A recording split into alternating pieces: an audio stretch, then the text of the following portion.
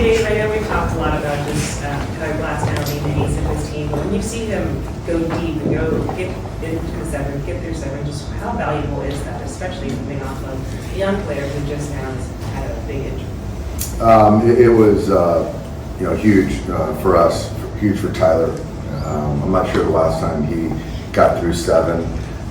I thought I thought his last one, the stuff was better than today, but I just felt that today he was in complete control, kept his poise, continued to make pitches, and was efficient through seven.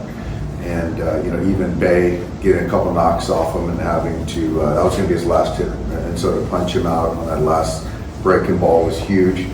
Seven complete, and as it turns out, we need every bit of it. But for a top end guy, we needed that from Tyler, and then something to build on. How confident are you when Teo comes up in those kind of spots right now? Very confident, and runs batted in means something. That's the name of the game. Pitchers pitch you differently. Hitters respond differently when it gets hot. Runners in scoring position, and Teo's heartbeat doesn't rise, and it just looks like he embraces being in those spots. He shortens up his swing, makes contact, and that's why he's driven in close to 80 runs already. So it's hard to find a guy that you want in that spot more than Teo. Dave, obviously Arizona, San Diego have been kind of cutting into your lead here in recent weeks. The fact that you guys were able to respond here with a sweep, what does that kind of tell you? How encouraging of a sign is that? Well, I mean, it speaks to the parity in baseball, specifically the National League, which is a good thing for baseball fans. It speaks to there's no gimmies. It's hard to win a Major League Baseball game. The teams in our division are fighting tooth and nail. They're very good ball clubs, and we still control our own fate. And the thing is for us is just to continue to try to play good baseball. And albeit we won 3 this series, but you peel back the curtain and situations we weren't good. And for us to make it a game today shouldn't happen. And those are things that if we want to continue to play for a championship, we have to get better at that.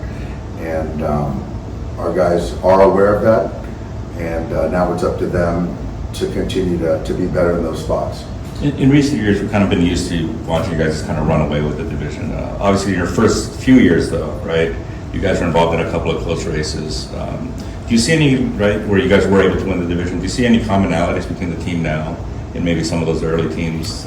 Yeah, I think the collective mindset to come together each day to win a baseball game remains the same, and that's a superpower. Guys don't get ahead of themselves. They play for each other. They're tough. And now I just think that we have to mind the little things. There's little things, even in this game today, that could have impacted the result. And so ultimately we won 3, but these are things that, when you face different pitching in later in the game or in the season and postseason, everything is more magnified. So we've got to tighten some things up. But I do like the kind of the mentality of this group, and the athleticism, the buy-in is all there, and the talent, of course. I know in recent years there's been some concern with the last couple of years, right, where you guys won by a lot.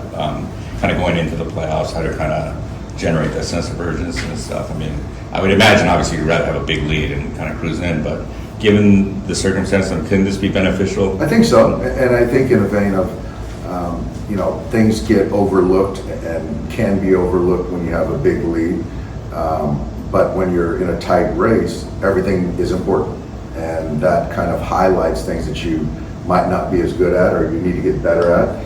And so this is where we're at, and so we all need to be hypercritical of performance. And this is as far as the pen race, this is a result of it. And to your point, it's going to make us better.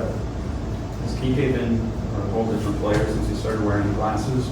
Yes, he has. He it's funny is that he wasn't seeing spin, and we were trying to figure out what it was, and then he went to the eye doctor, and there was a discrepancy, and I think it was his right eye.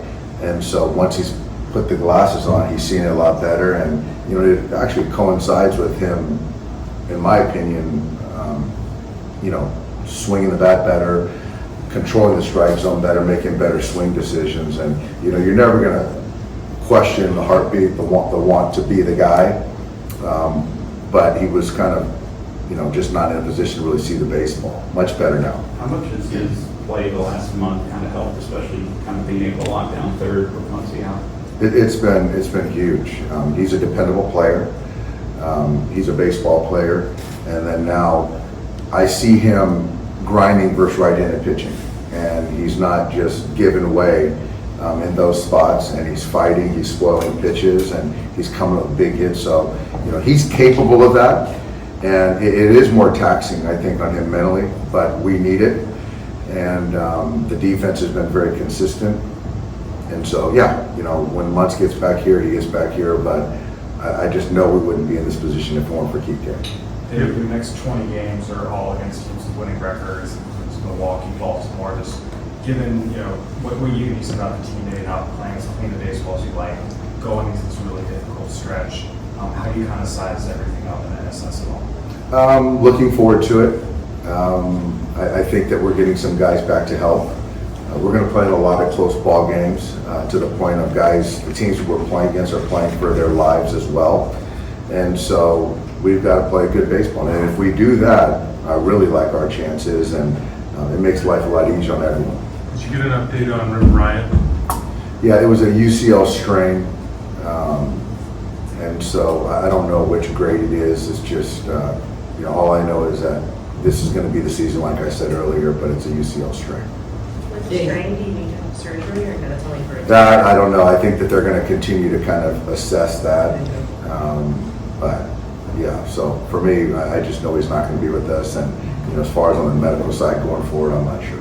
Jake, Shohei seems having some struggles on when runners in scoring position.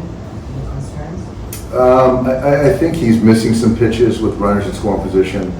I think I got to see the film, but it seems like a little bit he's getting too big with this swing. You know, to drive in a run, you know, there are certain times you just need a fly ball, and we don't need a home run. So I think that right now, you know, when he's getting pitches that he should hit and move forward, and he's fouling them off or missing, that tells me that there's a little bit too much effort in the swing. So we'll look at it, but because we're going to need him to drive in runs. Is that puzzling to you that it's still like that at this point in the, you know, in the year? I mean, it seems like most of it's home runs, right? A lot of them have come to like the bases empty and stuff. Like, Yeah, you know, I think that there's just a great teammate in there that he wants to do the right thing and pick up his teammates and drive runs in. So I mean, we'll keep digging in on it, but there's going to be guys. I mean, that's a good thing. You know, Shohei hitting guys on base, and so I'll still bet on him, but I do, you know, want to see that swing a little bit shorter when it needs to be. Thanks, guys. Yeah.